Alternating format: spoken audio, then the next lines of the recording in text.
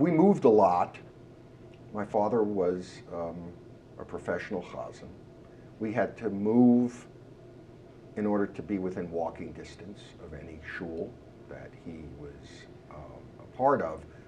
For the first, well, it was every 6 years roughly, we tended to find ourselves in communities with other survivors. There was a bit of, at that time, it was a stigma about being a survivor. American Jews were ashamed. They didn't know how to deal with it. So we were sort of pariahs.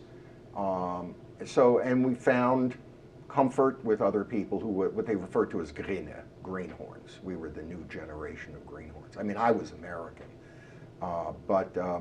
So the communities we lived in tended to be pretty homogeneous. For a while, we lived in Crown Heights, just a block away from Lubavitch on Eastern Parkway and Kingston Avenue. So that's where I went to school, in Lubavitch. The vast majority of the Hasidim came over after the war. I mean, there was a presence of Hasidim prior to the war, but nothing like it was afterwards. Growing up, going to Lubavitch at that early stage, I describe it as sort of, you know, being trapped in a Roman Vishniak photograph. It was such a transplantation. Lubavitch at that time was a real throwback. It really felt like an old time, like it was learning, you know, back in the old days. Long, hard days. It was 9 to 10 after 6, Sunday through Thursday. It was mostly what you might imagine. It was mostly Gemara and Chumash and Tanakh and davening, and you know, so it was pretty austere. It was pretty austere, and it was a gift. I realized at the time, no, I wanted to be, you know, I wanted to be a kid. I wanted to, you know, play baseball on Sundays or whatever. But no, I was in yeshiva and I had to learn Gemara and stuff. And even though I felt, you know, I was robbed of something, of course, subsequently, I think it was the greatest thing that could have happened, because it really put me in another layer of cultural continuity, Hasidic being one. We weren't Hasidim, I understand. My family was Orthodox, but we weren't Hasidim.